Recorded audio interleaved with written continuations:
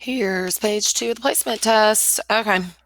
This one is just order of operations. If you type in your calculator, it will get it right for you. But you have a plus, a positive here when you subtract a negative. So it's -6 plus 9 over 8, just 3/8.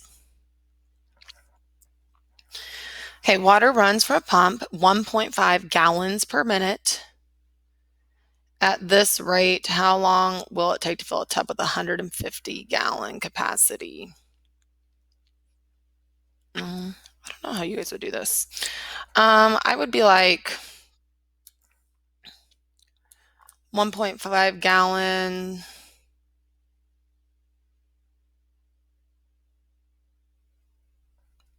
is for 1 minute.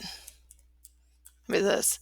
So 150 gallons is how many minutes? And you could do cross multiply. So 150 equals 1.5 question mark. 150 divided by 1.5, 100 minutes.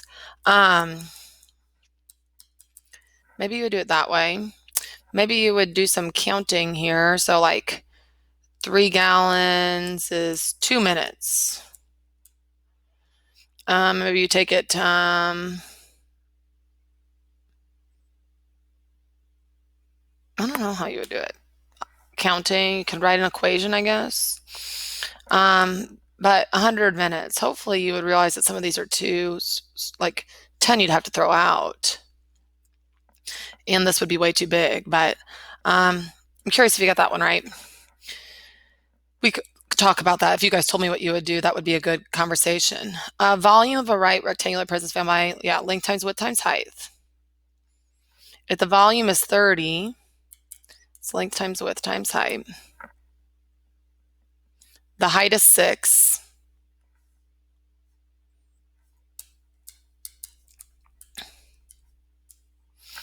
Then what is the area of the base? Well, that would just be what's left, and it will be 5 square inches.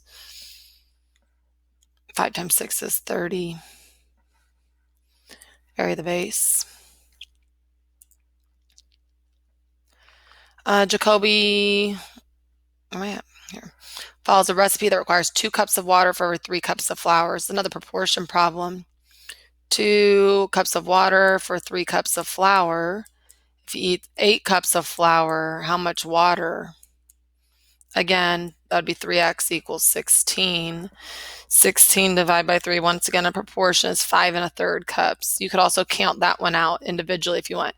So it's like 6 cups of flour would be with 4 cups of water. So it's not 4 because there's more than that. And you could go by counting and stepping. Just simplifying. You could set a value. You could say x equals, and you could pick a number and plug them in. Since it says equivalent, you can do that. We talked about that yesterday. Or you could just distribute and clean up. 4x plus 20 plus 4x plus 8. 8x plus 28. Not it, not it. 8x plus 32. 8x plus 28. The answer is A. Or again, like I said, you could plug in values and see which one is equivalent. Once again, another proportion. It took 90 minutes for 40 tasks. A lot of proportions on this one, guys. What would be the rate for 10 tasks? So you could take 90 times 10. Divide by 40. It's 22.5 minutes. This one you could get just by using your brain too. Look, if it takes 10 tasks in 0.9 minutes, 40 tasks, take it times 4, not it. Times 4, not it. This would just be 36 minutes. The answer has to be D, just if you kind of use common sense on that one. This one I think you'll miss. We do not do statistics. So this you either have or you don't. The table below or above, shows a survey of registered voters. They were asked first if they're going to vote yes or no. They plan to vote yes on issue P. Is randomly selected. They want to know if it's yes, yes. Okay. So If a voter who plans to vote yes on issue P, that is plans to vote yes on issue P. There's 20 people who are going to vote yes on issue P. So of those 20, if they also voted yes on Q, where does it say yes on Q?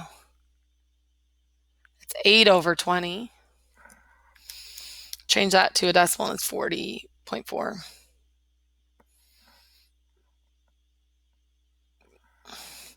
This one hopefully get right. 5 to the negative third. Your calculator can tell you this is 1 over 5 to the third, which is 1 over 125. Exponent rule there. Which one of these is equivalent? Again, you could set a value. You could say x equals 2 and plug them on in if you want to. You add the exponents first. That's x to the 5th to the 5th. X to the 25th is C. But like I said, you could say x equals 2 and plug them all in and see which one gives you the same answer. That went pretty quick, so I'm going to go ahead and do these last ones. The elevation at the summit of Mount Whitney is this. Climbers begin at a trail that already is up high. Was a change in elevation to the nearest foot. Trailhead to the summit, and they want it, first we're giving us the meters, we're going to have to change it, okay? So first, the difference would be just the subtraction. 4418 minus 2550. That's 1868 meters. But then we're going to have to change meters to feet. So the meters is on bottom, the feet is on top, and the fact is 0.3048 meters is 1 foot. So you will divide. Looks like 6128.6, which is closest to this guy. It's really sloppy. These two lines intersect. Where's the y value where they cross? Okay, so all you have to do is plug in the 3 into this equation. And that would be 3 times 3, which is 9, minus 2y equals 15. 15 minus 9 is 6, so negative 2y equals 6. So y is going to be negative 3.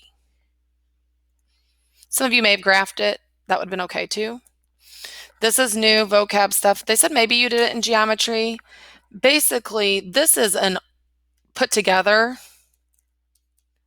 And this upside down one, this is a union. The upside down is an intersection. That's only what they have in common. So you have all these sets. Which one is what all of L with whatever M and N have in common?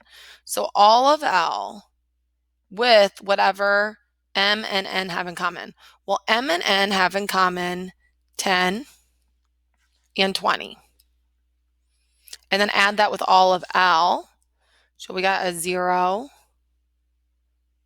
10, 20, 40, 80, 100. The answer is B as in boy. Okay, I think you'll miss that one unless you knew what that was from geometry, but I don't believe you have. Okay, last thing here. We're going to rotate 180 degrees clockwise about the origin. So we're going to rotate first and then reflect over the y-axis. So they want to know where Q would be. Okay, I'm going to use kind of guess here. If Q was rotated 180, it's going to be like here, and then reflect over y-axis. That'll put it about here. So my guess would be quadrant 1 is D. The only one that's in quadrant 1, positive, positive is up here.